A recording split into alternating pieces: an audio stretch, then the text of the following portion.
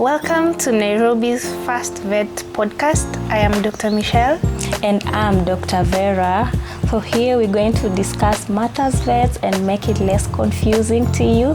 We're going to answer most of your questions from why your dog is scratching and why your cat is behaving in a certain way. So be comfortable, grab your coffee, Grab your leash. and let's begin. Yeah, let's talk pets.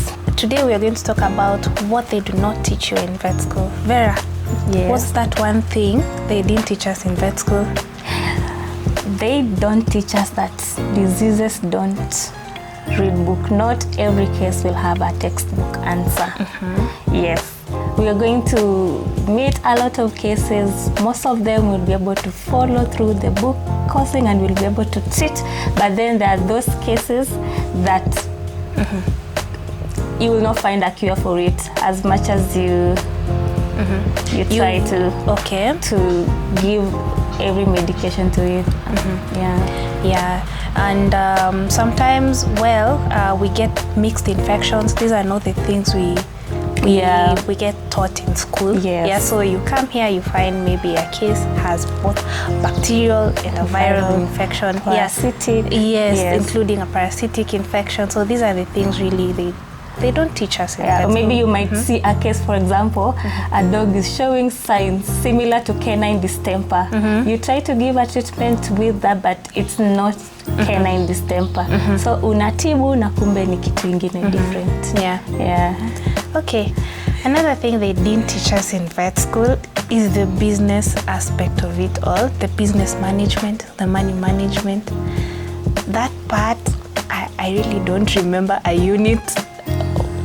Or were we taught that in school? Not really. They just teach us how to treat them, but then we have to make those decisions on how we need to bill accordingly so that we have to keep the business running. Yes, how we need to run this business, because we really need money as well to pay rent at the end of the month. and to run this business. So sometimes we really don't teach us how to manage that. So we need to take this upon ourselves to maybe go to business classes and have that. And then you'll find sometimes there are those resources that you're using, simple thing like a syringe. There are even now small animal clinics that are even now billing the miscellaneous, like the gauze and the syringes. They're adding it into the bill so that you are able to account. Because at the end of the day, if you're going to charge for the antibiotics, you will run losses. Yeah. And do you think this is something our clients are willing to comply with? Because in human hospitals, they do charge. They do charge for that, yes. But for us, we only charge our antibiotics and that's it, So do you think this is something also that maybe our clients can agree to? Because, this is also something they don't teach us in vet school, how to convince them. We can work through them now that they know even in a human hospital this is what happens. We can start incorporating and having a discussion with them. Okay. Well, another thing they didn't teach us in vet school is the ethical dilemmas. Imagine, Vera, you have to put down a dog and then your day has to continue like nothing happened. Putting down a dog in which sense? The owner was not able to pay, or is it because now? That compassion fatigue that comes with it.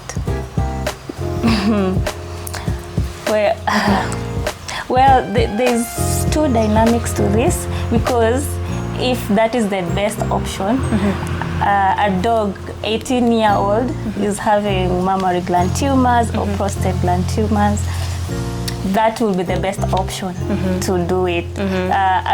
In that situation, it will not weigh me down. But now there's this other case where a very pretty Siamese cat got involved in an accident.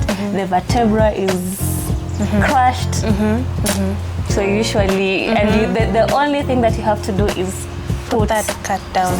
So it would really weigh me down. Okay. Yeah.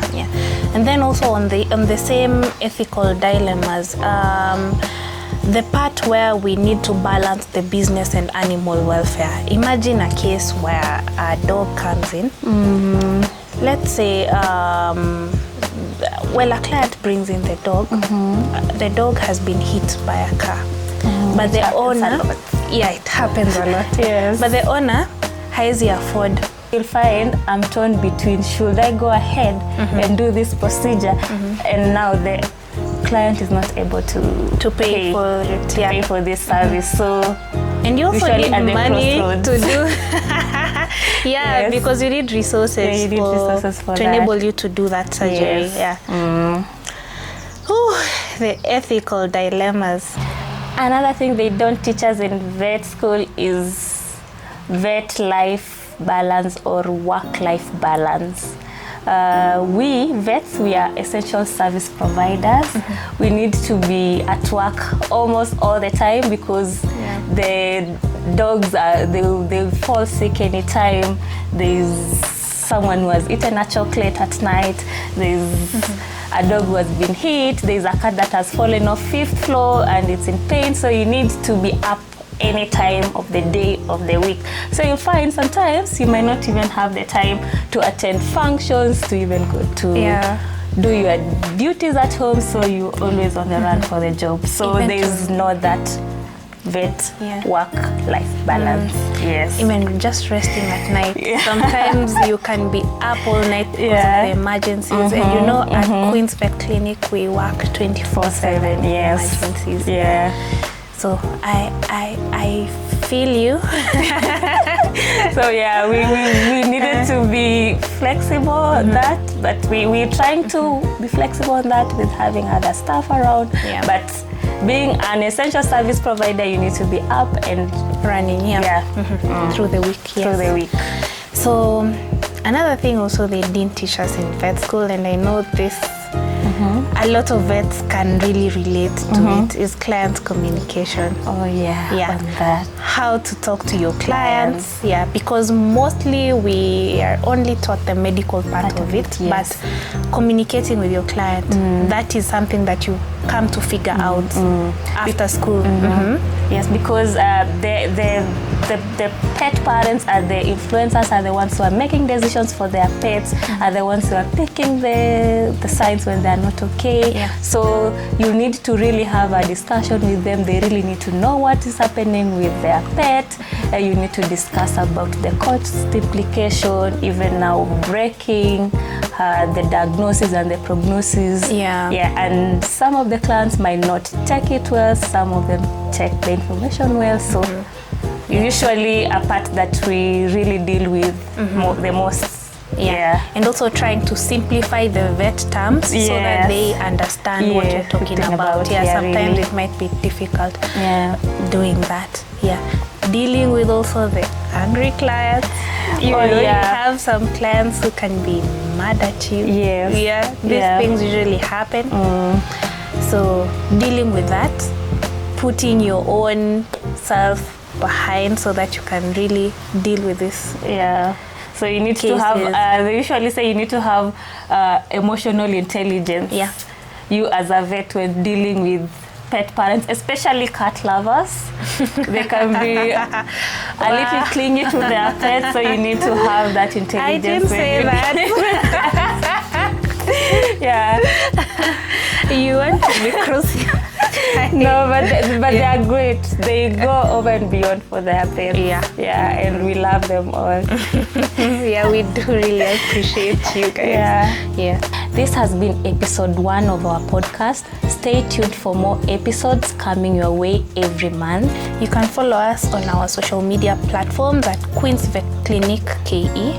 You can also find us on Spotify and Apple Podcast at Queen's Vet Corner. See you soon.